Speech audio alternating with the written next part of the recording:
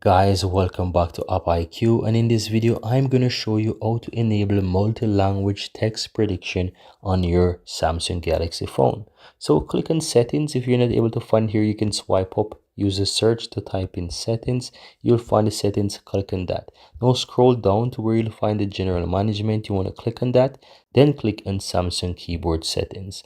Now from here, scroll down a bit to where you have the more typing options. Click on that. Now you will find the multi-language text prediction option there, but it's grayed out.